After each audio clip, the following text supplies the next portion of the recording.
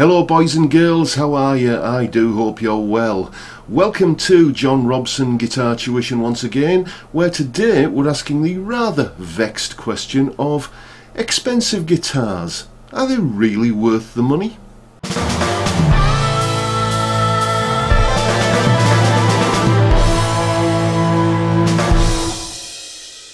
Now then, you will no doubt be aware that this topic of are expensive boutique guitars really worth the money is one that tends to divide opinion quite strongly. Just a cursory glance at any guitar related message board will reveal the fact that there are very strongly held views on both sides of the argument, and there is more than a little vitriol and name calling going back and forth, and we're going to avoid all of that here. Okay, this is just an exercise in getting into the facts of the matter. What I will mention before we kick off though is that on another video that I did of a budget guitar, like a review that I did a couple of years ago now, somebody left a comment saying that basically I didn't know what I was talking about because I'd obviously never owned a decent guitar. Not true. As you can see, I've been around the block more than once, and in my career as a guitarist and a guitar tutor I've owned several pretty nice guitars, from PRS's and custom shop Strats and Gibson Les Pauls all the way down to the lowliest Squire made in Korea type thing. So I do feel reasonably qualified to have an opinion on the topic, so there you go. Now what we're going to do today is take a look at why this guitar, a Harley Benton CST 24, which costs about 160 quid, why is this guitar so much cheaper than this guitar, Paul Reed Smith Custom 24, which costs a shade over 3 grand. And I think probably a good way into this whole comparison is to take a look at the supply chain. We're going to look at what stages the guitar goes through, both guitars go through, in order to end up in your hands. So let's kick off with that. Okay, typically a guitar will begin its life with the manufacturer, who then sells it for a profit to an exporter, who then sells it for a profit to an importer in the destination country, who then sells it for a profit to a wholesaler, who then sells it for a profit to a retailer, who in turn sells it for a profit to you and I. But with Harley Benton guitars it is slightly different, because once again the guitar begins its life with the manufacturer, who then sells it for a profit to a retailer, who then sells it to you. So you see, you're cutting out all of those middlemen, which does save quite a huge wad of cash. Now, I'm not saying that that supply chain is universal across the whole guitar industry. It probably isn't. But I have a friend, well, it's actually a student of mine, who owns an online guitar retail business, and that is exactly how he described his supply chain to me. So there you go. Now obviously another difference between a budget guitar and a boutique guitar is are the construction methods. So let's take a look at how this guitar differs in its construction from a Paul Reed Smith. Typically a high-end Gibson or PRS or similar USA made guitar will have a single piece of mahogany for the body, and on top of that there will be a 2-piece buck-matched flamed maple top. Whereas a guitar which is built down to a price, usually in the Far East somewhere, like a Epiphone or a PRS SE or a Harley Benton for that matter, will have multiple pieces of mahogany glued together to form the body, and then on top of that multiple pieces of rather plain non-flamed maple glued together to form the maple top, and then to hide the joins, at least on the top, you will have a wafer thin piece of flamed maple veneer to give it that sort of more expensive look. Now the question is, what difference exactly do these different construction methods make to the overall tone of the guitar? And this whole matter of whether a more expensively built guitar necessarily means a better guitar is what gets us to the crux of the debate. And I think that one of the reasons, perhaps the main reason, why opinions are so strongly divided on this topic is because there's a lack of clear evidence. You form an opinion and then you defend that opinion, and no one has the facts and figures or data to prove you wrong. Now, I don't have any evidence to sway the debate one way or another, but I do have what I think is a viable method for gathering that evidence. Here it is. Okay, what you do is get the guitar you want to test, which is the Paul Reed Smith Custom 24. Then you get the comparison guitar, which in this case is the Harley Benton CST 24. Now, let's not forget that this is a trial looking into the effectiveness of the more expensive, labour-intensive construction methods employed by boutique guitar builders. So we need to take the whole question of pickups out of the equation. And the way we do that is to take another guitar, this time a Harley Benton CST 24, but with the pickups from the PRS in it. And then we flip that around and also have a PRS Custom 24, but with the Harley Benton pickups in it. Next, we take 5 different guitarists. And we make sure that none of these guitarists are regular Harley Benton or PRS users, so familiarity with a particular instrument isn't going to skew the result. Each guitarist is blindfolded whilst playing, and behind a screen there is a judging panel who are also listening in. The judging panel can't see which guitar is being played, the guitarists can't see which guitar is being played. Each of the 5 guitarists plays each of the 4 guitars for, let's say, 5 minutes each, which means that the trial itself will last 100 minutes, so you can wrap this up comfortably in under a couple of hours. Now then, if a significant majority of the people taking part, guitarists and judging panel that is, can correctly identify the guitars, then we have a positive result.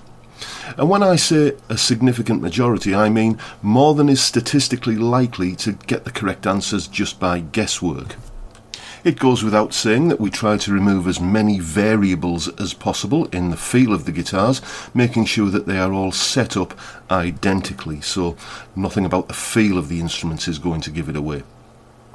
What we're essentially doing here is conducting a properly controlled double-blind scientific trial, an accepted method of evidence gathering in any field. This could then be scaled up by conducting the experiment maybe 10 times. With different guitarists and a different panel of judges each time. The judges should be industry experts of some kind, guitarists, music journalists, people who work on guitar magazines, guitar builders, that kind of thing. And if at the end of all of this a significant majority of participants have correctly identified the guitars, then it would seem that the more expensive, more labour-intensive construction methods employed by boutique guitar builders really do make a difference.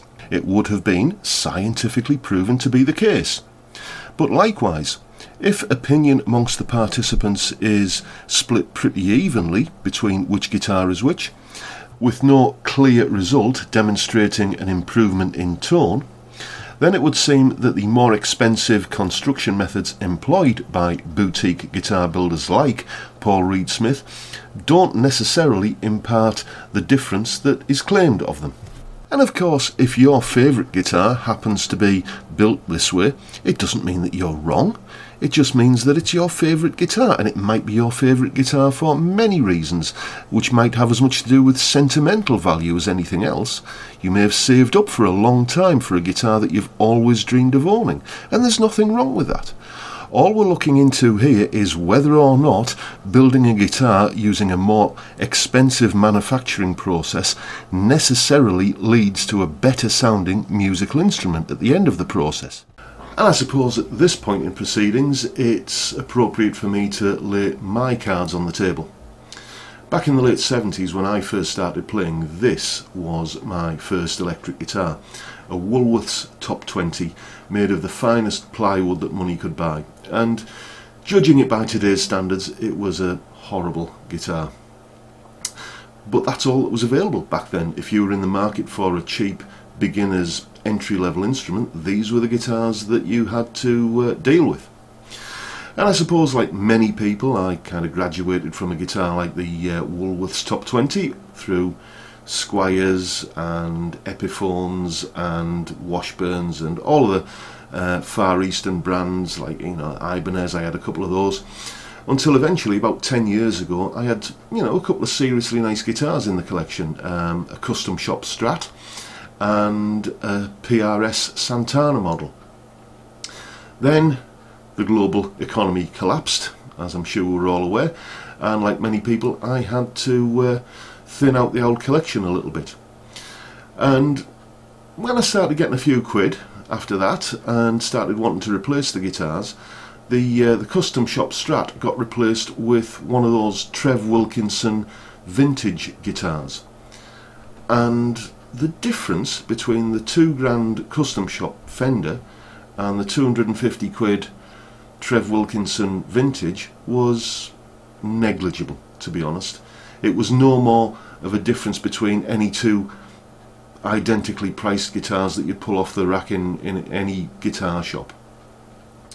And that was a big eye-opener for me. It really kind of made me re-evaluate my opinions on budget guitars.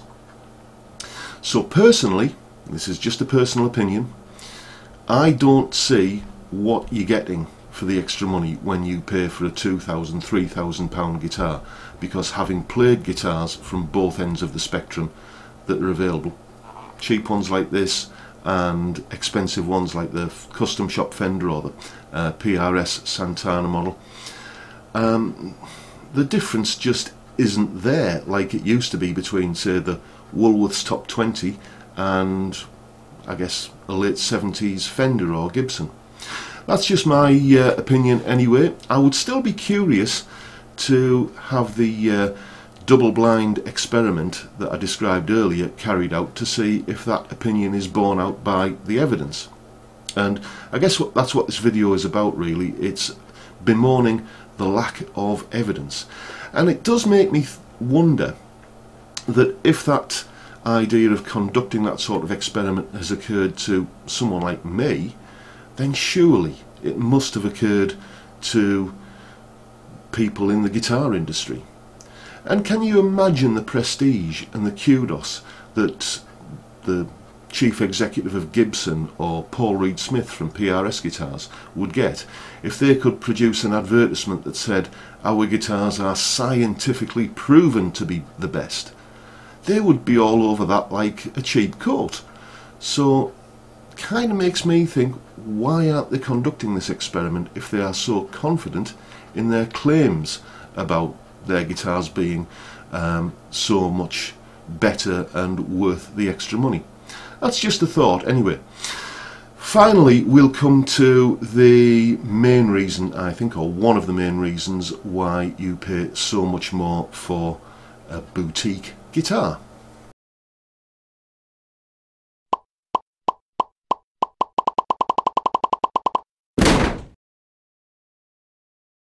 Take this guitar for example, a Carvin Kiesel CT6 California, which is a beautiful guitar, I know, because I get to play one on a regular basis because one of my students has got one, and every time he comes for his lesson I always pick it up and have a bit of a noodle with it. It is a stunning guitar. Well, you can see in the picture, can't you? So let's have a look at the specification for this lovely instrument. It has a single piece mahogany body with a quilted maple top, a mahogany neck with a maple fretboard. That's this one. My students has an ebony fretboard.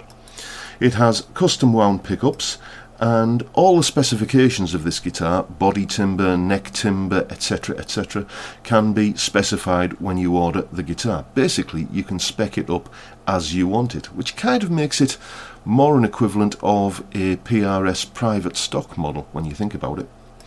It's made in the USA, just like a PRS, and how much does all of this cost?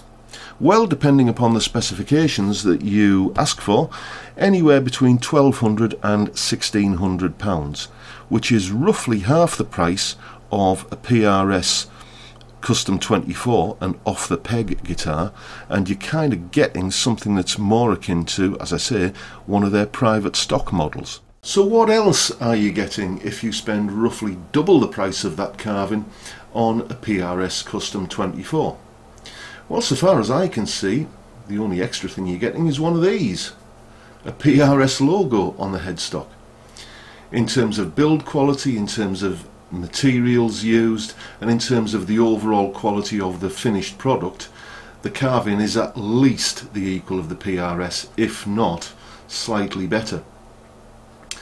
So let's do a little bit of a cost-benefit analysis, as management types would say, of what you get with each price increment as you go up from this guitar, £160 worth of Harley Benton, to this guitar, £3,000 worth of Paul Reed Smith Custom 24. Well then, beginning with the Harley Benton, a guitar which boasts a mahogany body, a set mahogany neck, a flamed maple top and two Alnico magnet humbuckers. This costs £160. Now, we established earlier that one of the reasons why this is so cheap is because we cut out a lot of the middlemen in the supply chain. But perhaps another reason is that whoever makes Harley Benton guitars isn't paying for large glossy full-page advertising spreads in the monthly guitar magazines. And if we add those costs in, it probably takes us somewhere close to this guitar, an Epiphone Les Paul Standard Plus Top Pro costing £449. Both guitars are made of broadly the same materials in the same part of the world, China. And to be honest, I wouldn't make any kind of bet against Harley Bentons and Epiphones actually being built in the same factory. This is because Gibson subcontract the production of Epiphone guitars to various different factories across the Far East, and these factories are all used by many of the big name brands, so it's not beyond the realms of possibility. Anyway, moving on, what happens when we move production of the guitar from China to the USA? Well, the first thing to realise is that the average wage in China is roughly 1/3 of the average wage in the USA. So before you make any changes to the design of the guitar, you've trebled your labour costs. Also factor in the more costly production methods employed by USA guitar builders. We've discussed these already, and you get to a price point of the kind that we saw for that carving guitar earlier.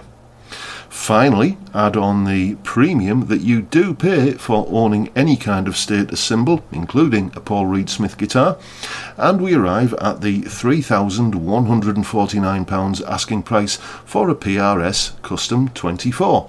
So broken down like that, it begins to become a little bit clearer as to why this guitar is so cheap. So let's complete our cost-benefit analysis by looking at what benefits you get for each increase in cost. And I guess the first thing we have to ask is, if we pay a bunch of middlemen in the supply chain a big chunk of our hard-earned cash, does this give us a better guitar? Well, obviously no, it doesn't. But what about paying for an advertising agency? Nope, can't see how that's going to make the guitar any better. So what about if we move production to a higher wage economy? Nope, I really can't see how that leads to a necessarily better musical instrument either. We're quite happy to trust the Chinese to build our smartphones, plasma televisions, PCs, tablets and a whole host of other things, so I'm sure a little bit of woodwork and wiring is well within their comfort zone. Now then, the thorny issue of whether going from a rather plain maple top with a veneer stuck on top of it, or going from a 2 or 3 piece body to a single piece body, all of the luxury production techniques that you find on boutique guitars, do these make for a better instrument? Well, we've established that there is a lack of evidence pointing towards this, and as far as I'm concerned, personal opinion, I remain to be convinced. If you think, for example, of the total mass of wood in the body of a guitar, for example, and then if you think about the total mass of the fraction of a millimetre of glue joining the 2 or 3 pieces of wood together, it's hard to see, from my point of view anyway, how that minute proportion of the overall mass of the guitar makes that much of a difference. And if you're following a scientific methodology, which is kind of what this video is all about really, then usually the burden of proof, in scientific circles at least, falls upon the person who is claiming that an effect is there. And you would do that with evidence, hard facts and figures, data which demonstrates the effect. So come on guys, show me some evidence and I'm willing to be convinced. But until then, I'm afraid I'm going to have to award luxury production techniques with a... And the final one is easy, really. If you're paying for a badge on a headstock, does it make a better guitar? Well, of course, the answer to this is... Now, before I start getting too many irate responses to the conclusions I'm arriving at here, let me just say straight out of the bat that this guitar is not the same as a Paul Reed Smith Custom 24. It just isn't. I mean, you buy a guitar like that for a whole host of reasons. When I got my Paul Reed Smith Santana guitar back in the early 2000s, it was a guitar that I'd been lusting after for I don't know how long. And walking out of the shop with that guitar in my hands thinking it's mine was, you know, a really good feeling. And if owning a top flight guitar of whatever brand is, you know, a lifetime's ambition of yours, then I don't want to kind of stamp all over that. That's, you know, I don't want to take that away from you. The other thing to consider, of course, is that, you know, a really expensive boutique guitar is kind of an investment as well.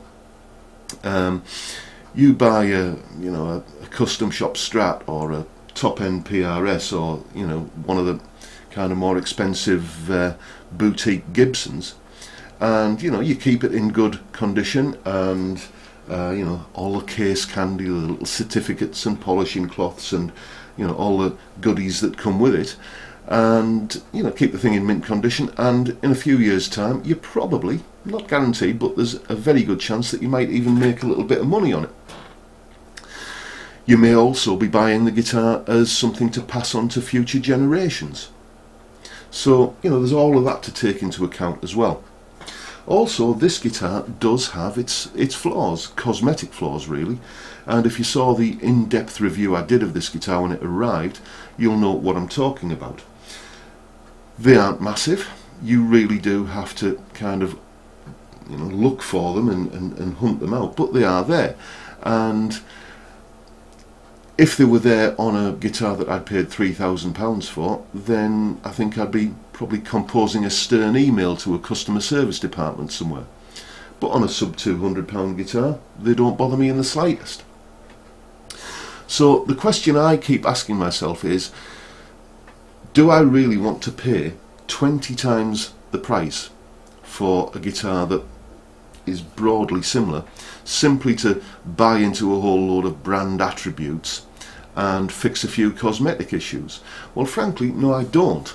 I'm a jobbing musician and I need a tool that gets the job done, and this guitar delivers. Purely in terms of functionality as a musical instrument, this is in the same ballpark as the Paul Reed Smith that it seeks to emulate. No, I doubt it would be exactly the same if you gave me a Paul Reed Smith Custom 24 now and asked me to compare the two of them. But then again, if you gave me two Paul Reed Smith Custom 24s and asked me to compare the two of them, they wouldn't be exactly the same either in terms of feel and sound and so on.